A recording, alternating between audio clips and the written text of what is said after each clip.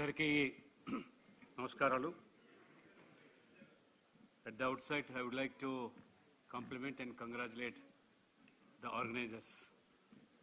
T.V.N. Rao garu, P.V. Rao garu, Ratnam garu, Ramesh Babu garu, వాటితో పాటు మన parliament సభ్యులు పెద్దలు అందరికంటే సీనియర్ మోస్ట్ పొలిటీషియన్ అందరికి కూడా మెంటర్ గైడ్ పల్లం రాజు గారు,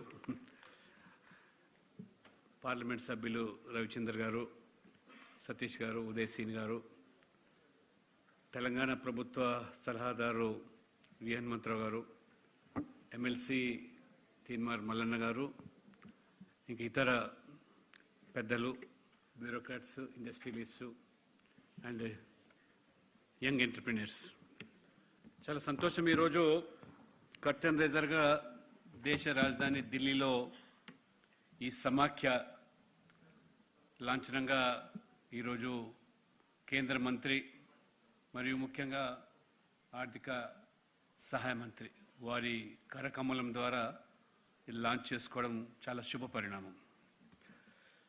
మొత్తం మీద ఇది కేవలము కర్టన్ రైజర్ మాత్రమే కాదు,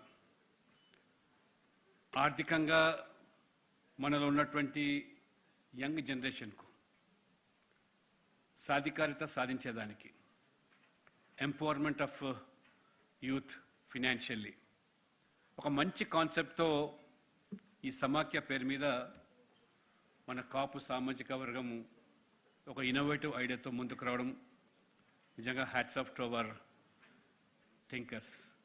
ఎందుకంటే అనేకమైనటువంటి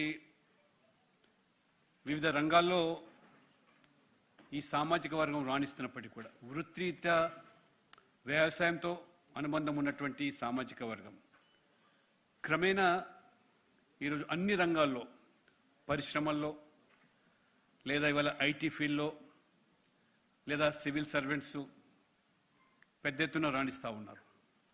అయినప్పటికీ కూడా దీని కాన్సెప్టు ఎవరైతే పారిశ్రామికవేత్తలుగా రాణించారో మన సమాజంలో ఇవాళ దేశంలోనే కాకుండా విదేశాల్లో కూడా ఇవాళ అభివృద్ధి చెందినటువంటి ఎంటర్ప్రినర్స్ ఉన్నారు.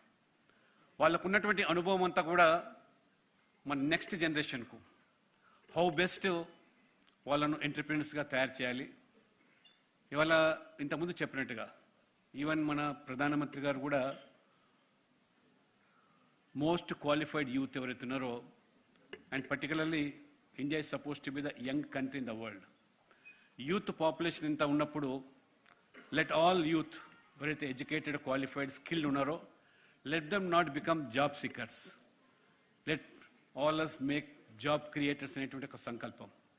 కాబట్టి ఉద్యోగం కోసం వెంపాలనేది కాకుండా ఒక సంస్థలుగా మరి కొన్ని వందల వేల మందికి ఉపాధి కల్పించేటువంటి సంస్థలుగా మన సామాజిక వర్గం నుంచి ఉద్భవించాలి అనేటువంటి గొప్ప ఆలోచనతో వారు తీసుకురావడం.